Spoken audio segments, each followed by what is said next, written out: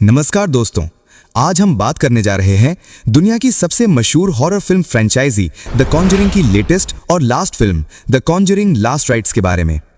इस रिव्यू में हम देखेंगे फिल्म की कहानी, उसके पॉजिटिव और नेगेटिव पहलू और आखिरकार ये फिल्म देखने लायक है या नहीं। तो चलिए शुरू करते हैं। फिल्म की कहानी शुरू होती है साल 1961 से। यहाँ हमें मिलते हैं लोरेन वॉरेन और एड वॉरेन। ये दोनों एक आईने की जांच कर रहे होते हैं, लेकिन तभी कुछ ऐसा होता है जिससे सब कुछ बदल जाता है।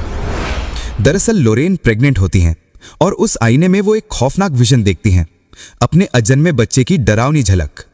उसी पल उसे पेट में तेज दर्द होता है और एड तुरंत हॉस्पिटल ले जाते हैं। हॉस्पिटल में लोरेन एक बेटी को जन्म देती हैं, लेकिन बच्ची मृत होती है। मगर चमत्कार तब होता है जब प्रार्थना करने के कुछ मिनटों बाद ही बच्ची अचानक रोने लगती है और जिंदा हो जाती है। उस बच्ची का नाम रखा जाता है जूडी। लोरेन अपनी बेटी को बचपन से ही सिखाती हैं कि कैसे सपनों को कंट्रोल करना है ताकि वो भविष्य में किसी भी बुराई से लड़ सके। कई साल गुजर जाते हैं और कहानी पहुंचती है 1986 में। अब वॉरेन दंपति ने रिटायर होने का फैसला कर लिया है। वो सोचते हैं कि अब अपनी बाकी जिंदगी शांति और सुकून से बिताएंगे। इसी दौरान जूडी की जिंदगी में एंट्री होती है टोनी की, जिससे वो प्यार करने लगती है। दूसरी तरफ कहानी पेंसिल्वेनिया शहर की ओर मुड़ती है। यहां नया घर लेता है स्मल्स परिवार। जैक, जैनेट और उनकी 4 बेटियां हेदर, डॉन, शैनन और कैरन। साथ ही जैक के माता पिता भी वहीं रहते हैं। एक प्रोग्राम के दौरान हेदर को गिफ्ट में मिलता है एक आईना, लेकिन यह कोई साधारण आईना नहीं बल्कि शापित होता है। जैसे ही वो आईना घर आता है, अजीब अजीब घटनाएं शुरू हो जाती हैं। कभी डरावनी परछाइयां, कभी अजीब आवाजें, और धीरे धीरे परिवार की जिंदगी दहशत में बदल जाती है।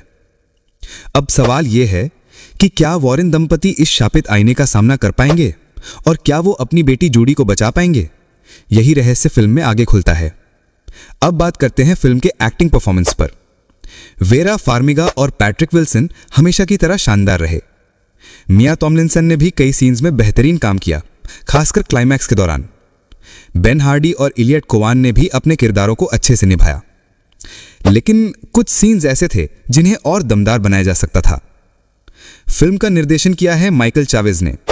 फैंस को इस फिल्म से काफी उम्मीदें थी क्योंकि ये कॉन्जरिंग यूनिवर्स की आखिरी फिल्म है, लेकिन सच कहें तो फिल्म उतनी खौफनाक साबित नहीं हुई।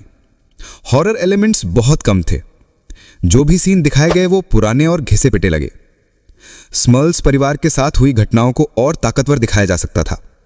हेदर वाला ब्लड वॉमिट सीन और ज्यादा इंपैक्टफुल बनाया जा सकता था। सबसे बड़ी बात, फिल्म का पहला हाफ ज्यादा ही स्लो है क्योंकि फोकस हॉरर पर कम और वॉरेन परिवार की पर्सनल लाइफ पर ज्यादा था।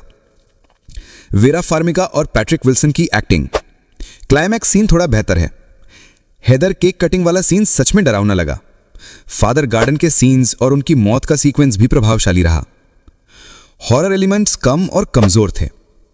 कहानी का पहला हिस्सा बोरिंग और स्लो लगा। ज्यादा फोकस फैमिली ड्रामा पर था, जिससे हॉरर इफेक्ट कम हो गया। अगर आप हॉरर थ्रिलर फिल्मों के शौकीन हैं या द कॉन्जरिंग फ्रेंचाइज के फैन हैं, तो यह फिल्म आपके लिए है। साथ ही इसमें आपको यह भी पता चलेगा कि वॉरेन दंपति ने आखिरकार किस केस के बाद पैरानॉर्मल एक्टिविटीज पर काम करना बंद कर दिया था। हॉलीवुड की सबसे popular horror franchise the Conjuring का नया चैप्टर लास्ट राइट्स भारत में रिलीज होते ही बॉक्स ऑफिस पर छा गया। इस फिल्म ने पहले दिन ही 18 करोड़ रुपए की कमाई कर रिकॉर्ड बना दिया। दर्शकों की भारी भीड़ और सोशल मीडिया पर जबरदस्त चर्चा ने इसे बॉक्स ऑफिस पर जबरदस्त शुरुआत दी। इसी के साथ इस फिल्म ने भारत में इस साल रिलीज हुई हॉलीवुड फिल्मों के कलेक्शन को भी पीछे छोड़ दिया है।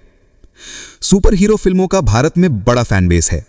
कुछ समय पहले भारतीय बॉक्स ऑफिस पर रिलीज हुई सुपरमैन की नई फिल्म को भी दर्शकों का ठीक ठाक रिस्पांस मिला, लेकिन बावजूद इसके फिल्म अपने पहले दिन 7 करोड़ का ही कलेक्शन कर पाई। वहीं बच्चों और युवाओं ने इस फिल्म को खासा पसंद किया, लेकिन हॉरर का असर इस पर भी भारी पड़ा। सैकनेल के मुताबिक पहले ही दिन फिल्म ने 17.5 करोड़ रुपए कमा लिए, जिसमें हिंदी वर्जन से 6.35 करोड़, इंग्लिश से 10 करोड़, तमिल से 0.75 करोड़ और तेलुगु से 0.4 करोड़ का कलेक्शन हुआ। अब बात करें दूसरे दिन की, तो भले ही फिल्म की कमाई थोड़ी गिरी और 11.66 करोड़ पर आ गई, लेकिन इसके बावजूद भी इसने थिएटर्स में रिलीज हुई भारतीय फिल्मों बाघी 4 और द बंगाल फाइल्स को पीछे छोड़ दिया है। और दोस्तों, खास बात यह है कि द कॉन्जूरिंग लास्ट राइट्स किसी काल्पनिक कहानी पर नहीं बल्कि सच्ची घटना पर आधारित है।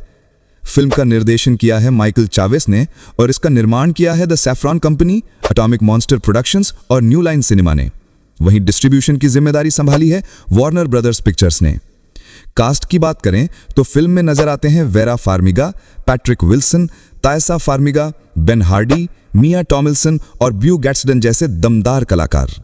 दोस्तों, the Conjuring Last Rites Conjuring Universe की 9वीं किस्त है और ये फिल्म मर्ल हॉस्टिंग की सच्ची घटना पर आधारित है। इसका बजट था 485 करोड़ और ये फिल्म ने दुनिया भर में 1584 करोड़ का कलेक्शन कर चुकी है।